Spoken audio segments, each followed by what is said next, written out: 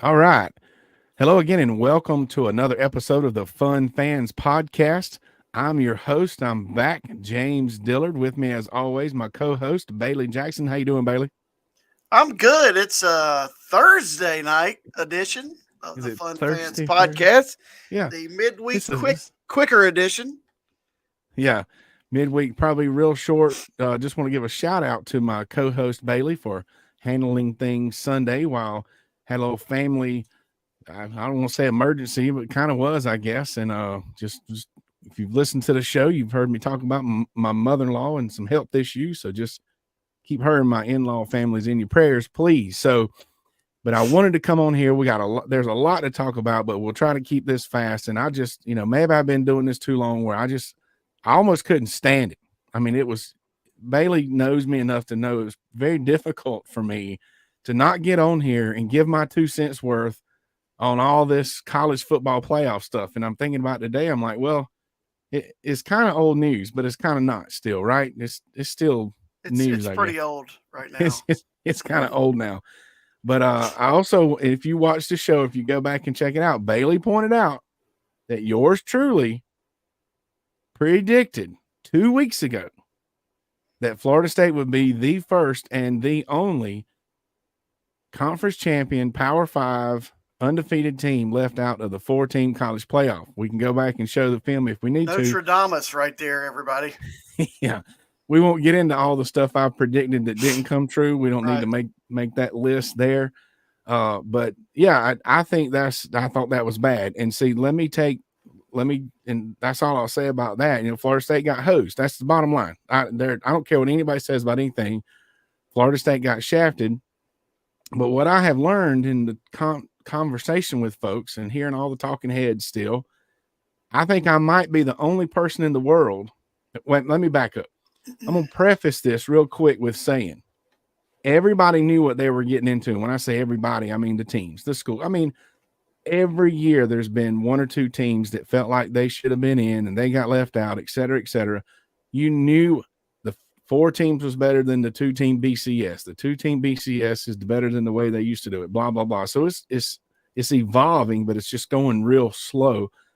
But everybody knew when they started the season this year, how the choice was going to be made. The people were going to sit around, and you don't know when the season starts that there's not going to be 5 Power 5 undefeated conference champions. And then what are they? There's no guarantees. So I do hate it for Florida State. I do think personally they got shafted. But it's one of those things where it's part of the system that they were in. First of all, I don't want to hear all this, the games don't matter stuff. Well, of course the games matter. If the games didn't matter, then you wouldn't have the other teams to compare and stuff. So all this, the games don't matter. Why you play the games? That's kind of whiny. Let's just be honest.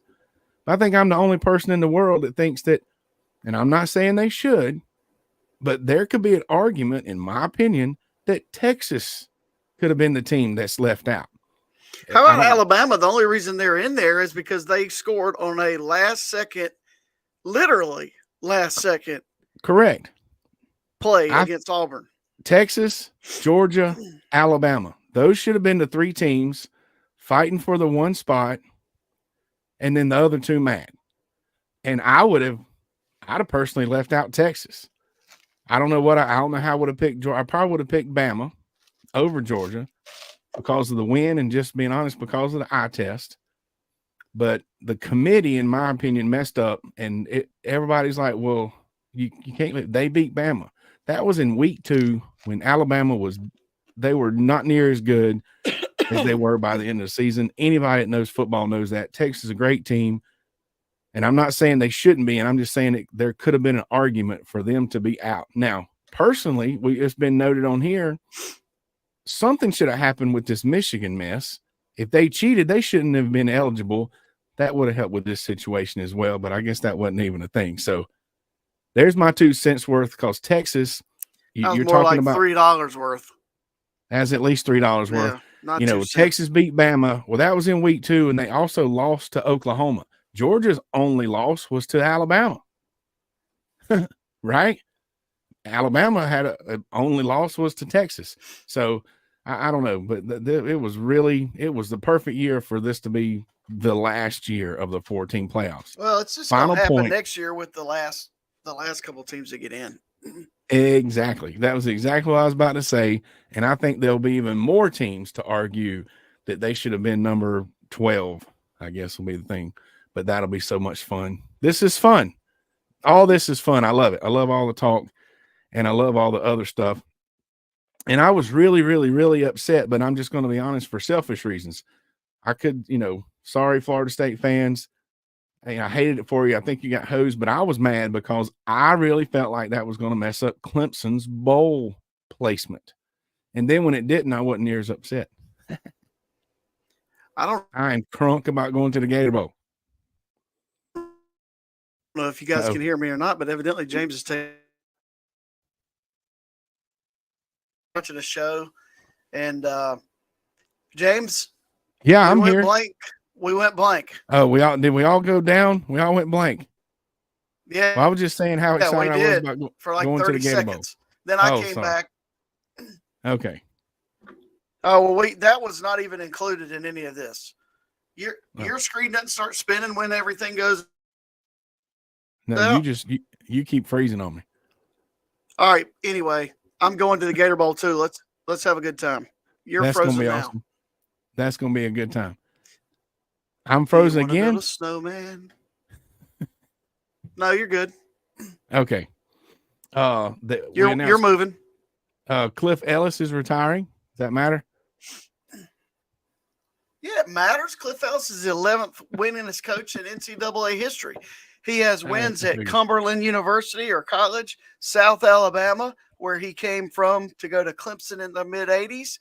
And then he was one of the most successful coaches at Clemson, and he has been at Coastal Carolina and Auburn between Clemson and Coastal, and he's 11th all time, and he's 78 years old, so he needs to retire. I figured that enjoy yourself. Yeah, it would be. And now at least if I interview him again, I can say he's retired, and I actually get it right this time. But more importantly, he was the coach when we were in school, James. He was. I know. Clemson. Yeah, I knew that'd be important. That was a rhetorical question. I know. And it's a segue into Clemson basketball. Bailey, tell us about your experience last night watching the Tigers play the Gamecocks. Well, first of all, the place was packed. Packed. All right, so if you were not there, the students were turned away, some of them. Oh. Then they start letting them in standing room only around the top of the concourse. So there are kids standing in every portal all the way around, and the student sections were completely full. So I'm pretty sure the fire marshal would have an issue with what was going on there last night. But I will say this, 2 very good NCAA basketball teams. I know a little bit about basketball. A little bit. And the Gamecocks are huge. They're thick and strong, and they in the first half, and really part of the second half, they imposed their will on Clemson. They're good. South Carolina's good. And hey, I told one of my good too. Told my kids they were hitting 3-pointers like we were playing on in their backyard driveway court, Well, I mean, but they would isolate. All right, let's get technical. They isolate in the post. They run some backside action, and they drive and kick, or they draw a double team and kick out opposite, and that's when you're wide open for a 3. There you go. But then in the second half, and Clemson could not literally throw it in the ocean in the first half. Yeah. And then the second half, Chase Hunter took over a little bit. Wiggins had his best game as a Tiger in 2 years. Shefflin is a monster on the glass. Yep. And if people don't know, they're gonna know. They're gonna know because Shefflin's good. I mean, he is. Oh, yeah. I would love to coach that guy. But they just play with a lot of grit, like Brad Brownell says. Yeah. People can say what they want to, and if I hear one person bashing Brad Brownell, I'm going to flip out on him because the guy knows basketball inside and out. And write that down. No way anybody would talk bad about coaches. People could not understand last night in my section why he kept taking P.J. Hall out at the end of the game. Well, it was clear to me that South Carolina had gone to a 5-guard lineup to try to drive it and kick and hit some threes. Mhm. So PJ's not going to be in there to guard a guard. Right. People, look what's going on. Yeah. Anyway. Yeah. I That's don't know. enough. That's enough. Hey, they play well. I could tell it was definitely two good teams for sure myself. And I could tell the place was packed. I saw our man, the hat. He was the there. camera. I saw him. I saw your daughter. Yes. She was the second cheerleader from the end, I believe, at least most of the night. And we were excited about that. Me and my daughters and I sat around and watched the whole thing. It was awesome. Good. So, and we're looking forward to, I mean, hey, 8-0 now, 7. How many? 8-0, 4 o'clock Saturday versus TCU in Toronto, Canada, north of the border. That's neat. Check that out on FS1. All right. And then they're at Memphis a week later. And all right, we'll circle back real quick. I want to make this point. We've talked on here. We've given our opinions, kind of the old school opinion on the transfer portal, and it not that we were totally against it, but we definitely aren't totally for it. But I'm gonna tell you right now, it's a little exciting. It does make things a little fun. Kind of not really getting into it, but there's some enjoyment because we won't get into our opinion, but I will. Happy kids can get happy. Okay, they're playing the system. I don't blame the kids. Oh no. But do not put on Twitter or on Instagram always a tiger or always a beaver or always a demon deacon when you're transferring somewhere else, because you're not always one of those things. You're going somewhere else. You don't think it's in their heart? You know what I think is funny? I don't know. I don't know. I just think when I say funny, just funny. Because it's fine. Are the ones that announce that they're staying, but they weren't going anywhere anyway. So I don't know. Here's what I told somebody the other day. Every coach has an end of the year meeting with every player. Oh yeah.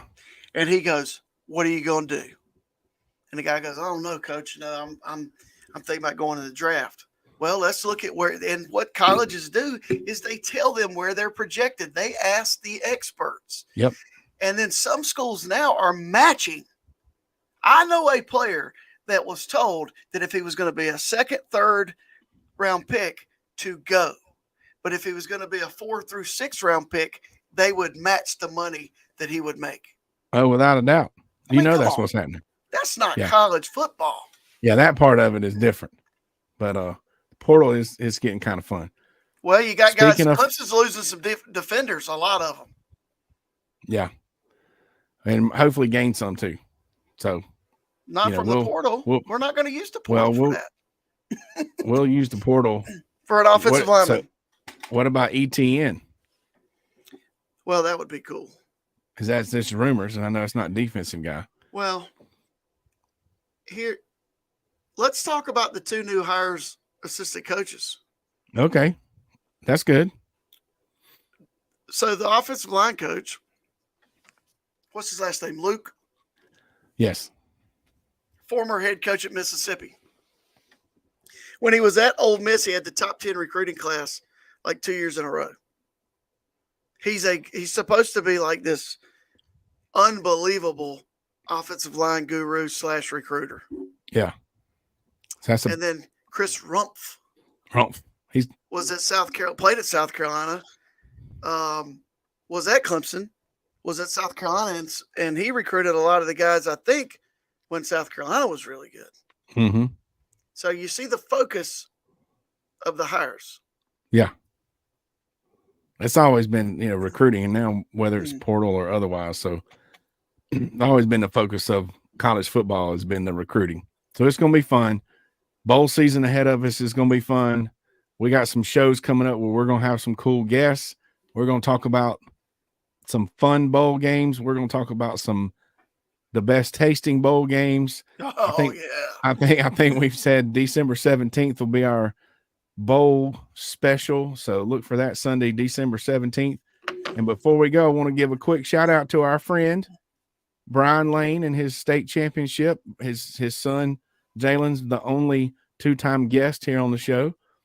So shout out to the Lane family, Coach Lane and his crew. And we also have a faithful listener that helps out Westside football, the gentleman that comes and talks to us at the tailgate on Saturday. So congratulations to the Rams in their state championship. But I just wanted to throw that out there. Coach Lane is a really good dude. Yeah, he's a good guy. We like Coach Lane. So, but hey, that's all I got. Just wanted to come real quick. Appreciate anybody joining us. Please share. Please follow on social media. And Bailey is just as busy during basketball season as he is during football season as an athletic director of a big old high school over there. There might be a week we take a week off after our bowl special, and we'll get our Christmas plans and stuff out there. But just stay tuned. Keep your notifications on. We just play Christmas music for a week. That's what radio stations do. Yeah, that's it. We can set it on auto program. I would like to say this. I don't condone this, but the student section started chanting "Who's Your Daddy" last night when we pulled away at the end. Yeah. And then about the whole place started doing it. And it was a little bit unsportsmanlike. A little bit. And we're too mature for stuff like that. Correct. Yeah. So anyway, sportsmanship costs nothing. We appreciate your sportsmanship, and we appreciate all the maturity. And hey, we do appreciate our sponsors. You know, we got Dubby, you got Diamond X Products, you got Rubens, and we'll get to more of those guys on a full show. But for this evening, on behalf of J Thrill Entertainment, the Fanboys, Fangirls Sports Podcasting Network, and Bailey Jackson. Until next time, everybody, go Tigers. Go Tigers.